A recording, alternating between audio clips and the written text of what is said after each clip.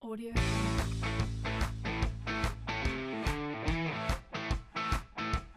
My name is Tanya Big Mountain.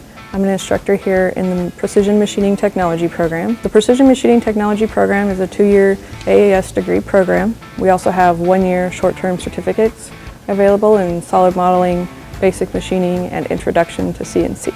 Precision machining is taking a blueprint or a drawing or a solid model and turning it into a part using precision machines like mills, drills, grinders, and lathes. It can become part of a bigger assembly or just be a part on its own. My name's Eli Johnston, and I'm a student here in the Precision Machining Technology program. I started traveling back to the Tri-Cities here and helping my stepdad, who's built his own home machine shop. It was a project designing a vehicle for a quadriplegic athlete who wanted to summit Mount Adams under his own power that led me to spend 5 weeks solid in my stepdad's shop with him.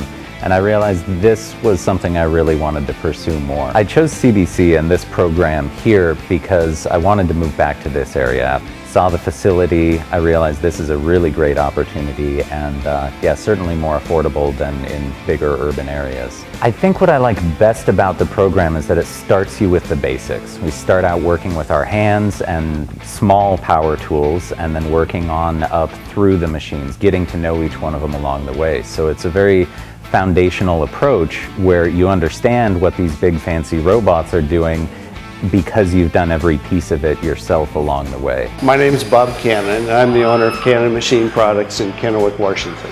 I graduated from Columbia Basin College in the Machine Technology program. Machining is involved in everything that we do. Here at Cannon Machine, we make a lot of different things for different customers: tractors, farm equipment, food processing, medical instruments that people are using in surgery. All these things are things that machining is involved in. Some of the misconceptions are that a lot of the shops are dark and dirty and dangerous. We've really come a long way since the past industry has grown into high-tech, precision, clean work environments with the technology has been upgraded. There are still manual machines, but they are in a lot safer, cleaner, brighter environment. I don't think you're ever going to be lacking a job. Pretty much wherever you want to go, there's a job out there. The typical wages that you're going to see in shops is probably going to be anywhere from $20 to $35 an hour.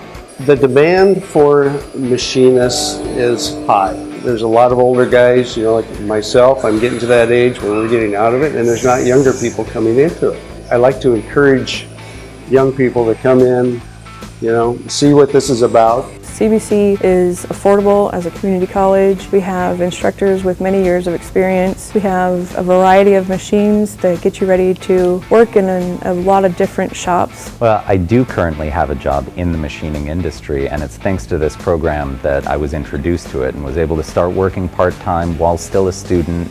And my role has quickly grown from doing 3D modeling and computer-based just CAD stuff, now operating CNC equipment, training a lot of my coworkers, overseeing project management.